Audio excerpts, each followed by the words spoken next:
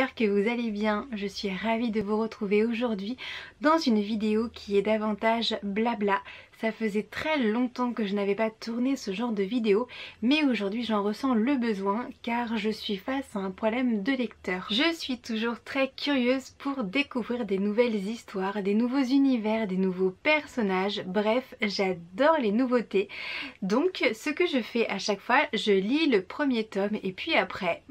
J'ai sélectionné 4 premiers tomes de saga que j'ai lus et que j'ai adoré. C'était des lectures absolument fantastiques. Mais voilà, je me suis arrêtée à ce premier tome et je ne m'explique pas pourquoi. Car j'ai le tome 2, voire pour certaines sagas, le tome 3 dans ma pile à lire. Mais je n'arrive pas à continuer mes lectures. Et je dois dire que ça m'embête quand même beaucoup. Tout d'abord, j'ai le tome 2 des sœurs Carmine d'Ariel Halls, Belle de Gris, publié aux éditions Nemos.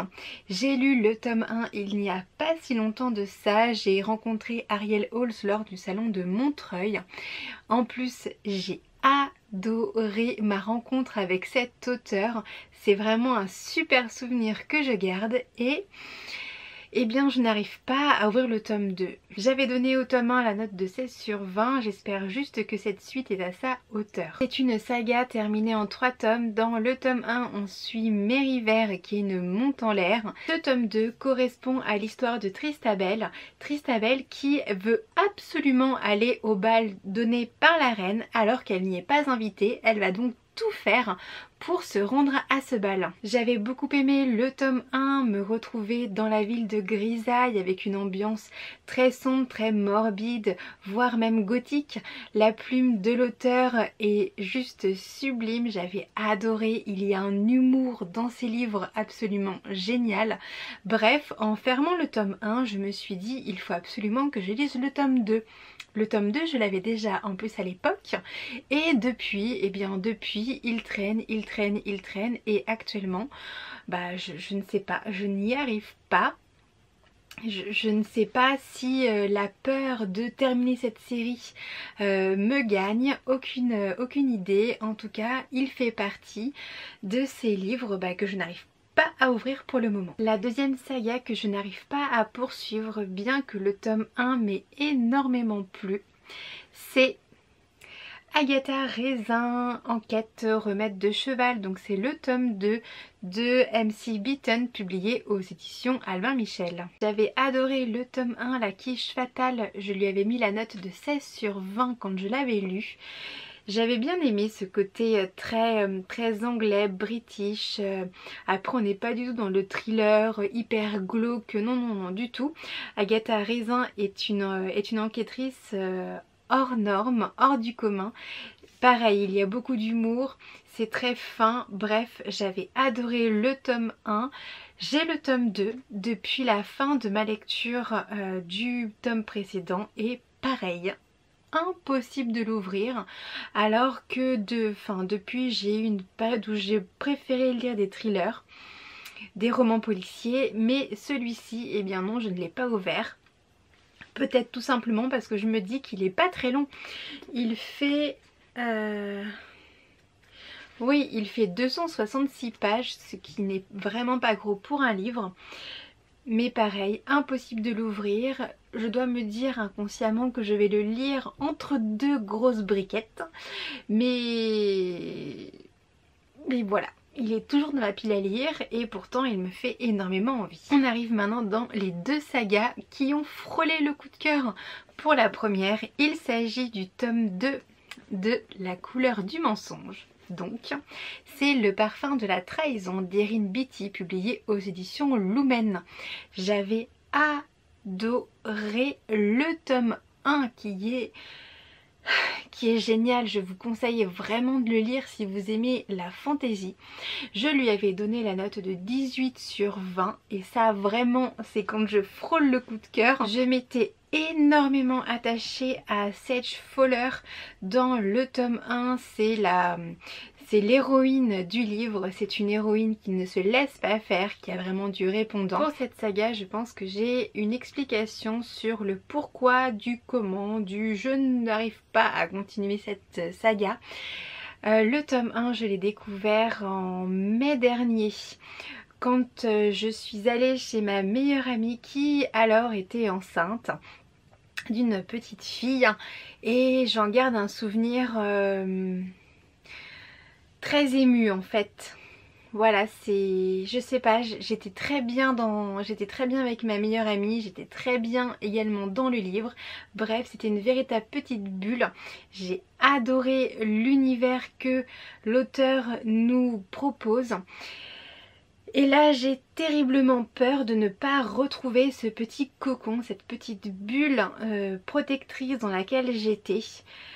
Et ça me fait peur en fait, j'ai extrêmement peur d'être déçue et que finalement ça entache le souvenir que j'ai du tome 1, car je pense que vous êtes d'accord avec moi, quand on lit un livre, il y a bien évidemment l'histoire que l'on est en train de découvrir, les personnages, bref, tout l'univers, mais il y a également le contexte de lecture. Notre humeur joue également forcément, il y a tout ça à prendre en compte. Et en mai dernier, j'avoue que j'étais d'une humeur joyeuse, festive. Bref, c'était pile le bon moment pour découvrir le tome 1. Et là, le tome 2, eh bien je n'arrive pas à retrouver un moment entre guillemets parfait pour le continuer. Donc il attend pour le moment, et celui-ci, j'avoue qu'il me fait peur. Enfin, j'ai une dernière saga que j'ai commencée.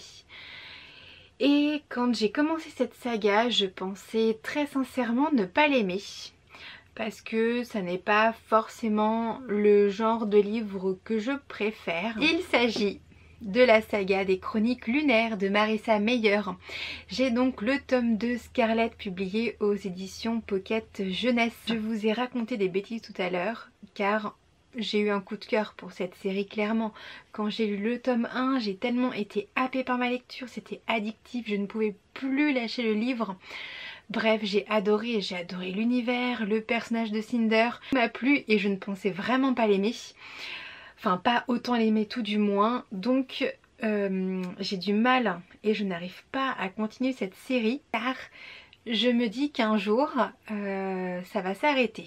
Alors c'est totalement débile de ma part, car il y a quand même 4 tomes plus le préquel plus les histoires à côté, donc il y a quand même de quoi faire, hein. Puis plus ça va, plus les livres sont gros.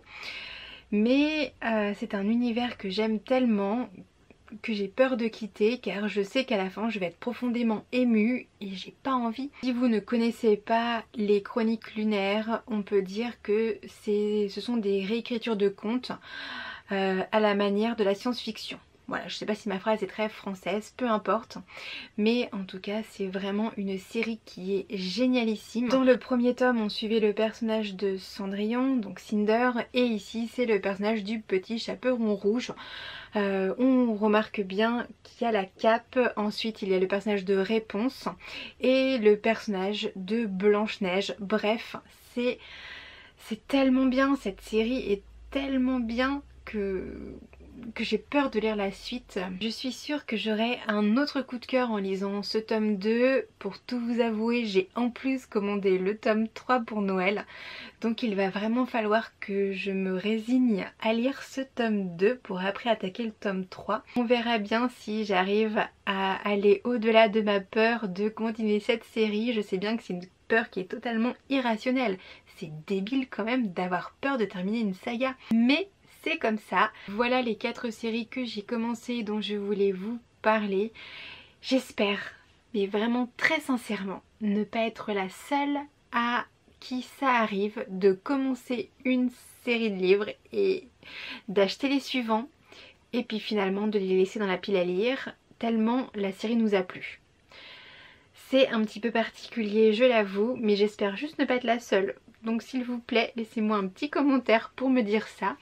Peut-être vous aussi vous avez des suites de sagas que je vous ai présentées à lire. Si vous voulez faire une lecture commune, n'hésitez pas non plus à me le dire, à me laisser tout ça dans les commentaires. Je me fais toujours un plaisir de vous lire et de vous répondre. N'oubliez pas de vous abonner pour recevoir mes prochaines vidéos et je suis toujours ravie de voir des petits pouces en l'air. Je vous fais plein de gros bisous et je vous dis à très vite. Salut!